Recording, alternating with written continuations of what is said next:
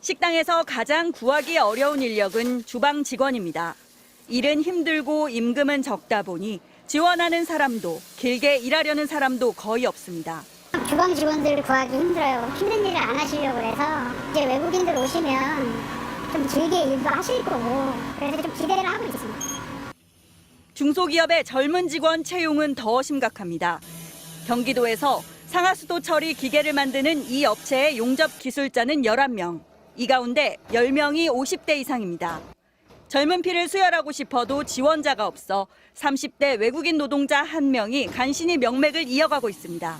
5, 6년 후면 다 문 닫아야 돼요. 지금 죽겠어요 아주. 기계업종도 우리는 자동화가 안 되거든요. 그때그때 설계에 의해서 하나씩 만들어내기 때문에. 정부는 이 같은 인력난을 해소하기 위해 내년도 비전문 취업 비자 발급 대상을 16만 5천 명까지 늘리기로 했습니다. 올해보다는 37.5%, 3년 전보단 3배 넘게 늘어난 숫자입니다. 인력난을 겪고 있는 음식점업과 임업, 광업으로 외국 인력 취업이 확대됐습니다. 노동계는 국내 노동자들이 취업할 수 있도록 일자리의 질을 먼저 개선해야 한다고 반발했습니다. 또 이 상태로는 외국인 노동자에게 가장 열악한 일자리를 강요하는 꼴이 되고 장기적으로는 국내 일자리의 개선이 미뤄질 것이라고 우려했습니다. 임금도 적정 수준으로 올리고 노동 환경도 개선해서 국내 노동자들이 가고 싶은 일자리로 만들어야 이것이 국내 그 노동자들의 그 실업 문제도 해결하면서 정부는 내년 외국인 근로자에 대한 고용관리 실태 조사를 벌여 향후 외국인 인력을 추가 확대할지를 결정할 방침입니다. MBC 뉴스 오유림입니다. 정부가 올해 하반기에 외국인 가사 육아 도우미 100명을 시범적으로 고용할 예정인데요. 오늘 현장의 목소리를 듣는 자리가 마련됐습니다. 도입이 필요하다는 의견과 불안하다는 의견이 엇갈렸는데 언어 문화 차이를 극복하는 문제, 또 노동 환경을 개선하는 문제가 여전히 과제로 남아 있습니다. 양소연 기자가 취재했습니다. 아이를 오롯이 맡겨야 하는 부모 입장에선 무엇보다 믿을 수 있느냐가 관건입니다. 5, 60대 분들의 육아 도우미 분들을 선호하는 이유는 20, 30대들이 가지지 못한 그 육아에 대한 경험을 가지고 계시기 때문에 그분들을 선호하는 거거든요. 근데 외국인 분들이 과연 그 이론만 가지고 오셨을 때 잘 돌보실 수 있을까? 신원을 증명할 수 있는가? 그리고 문화적인 차이를 해소할 수 있는가? 정부는 한국인 도우미 노동자의 감소 추세를 이유로 들며 외국인 가사 육아 노동자 도입이 필요하다고 말합니다. 실제로 한국인 가사 육아 도우미 노동자는 2019년 15만 6천 명에서 지난해 11만 4천 명으로 크게 줄었기 때문입니다.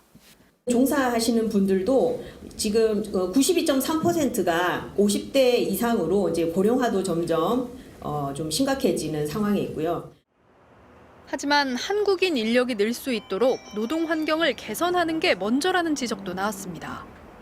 외국인 도우미 도입이 한국 중년 여성의 일자리를 빼앗고 결국 돌봄 서비스 질마저 떨어뜨릴 수 있다는 겁니다. 외국 인력 도입 제도가 전문성 확보나 이 직업에 대한 국민들의 인식 개선에 좋은 영향을 미칠 거라고 보시는지.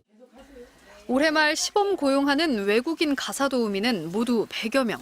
비용은 최저임금 선에서 설정될 전망입니다. 정부는 인증기관과 고용계약을 맺은 외국인 노동자가 가정으로 출퇴근하는 방식을 적용하는 한편 가사 육아 관련 경력과 지식이 있고 한국어나 영어를 할 수 있는 사람으로 대상자를 한정하겠다고 설명했습니다. MBC 뉴스 양소연입니다. 내년에 정부가 확대한 외국인 노동자 쿼터는 16만 5천 명. 이 가운데 3분의 2는 단순 노동을 하게 되는 비전문 비숙련 인력입니다. 단순 업무를 하고 있는 국내 일용직 노동자가 직격탄을 맞을 거란 우려가 큽니다. 여기다 음식점이나 광산의 인력난 해소에는 당장 도움이 되겠지만 한푼이 아쉬운 외국인 노동자들의 불법 취업이 늘어날 가능성도 높습니다. 어디서 더 좋은 조건으로 있다고 하면 바로 그쪽으로 이동을 해버리면 이 사람은 어디서 어떻게 주거를 하는지 그 행방을 찾을 수가 없는 그런 단점이 있습니다. 정부가 일자리의 질을 높이기 위한 근본 대책 대신 단기 처방에 매달리고 있다는 시선도 있습니다. 여성 재취업을 돕고 출산율을 높인다는 취지로 외국인 가사 도우미 제도가 이르면 다음 달 시작되지만 질 좋은 일자리가 없다면 기대하던 효과를 보기는 쉽지 않습니다. 가사 육아를 대신하게 했을 때 들어가는 비용과 내가 고용시장에 나가서 벌러온 돈에다가 그 차익이 이제 커야지 되는 건데. 기업의 구인난이 심하지만 동시에 일자리를 구하지 못했거나 마음에 드는 일자리가 없어 그냥 쉬었다는 청년은 올해에만 40만 명이 넘습니다. MBC 뉴스 박진준입니다.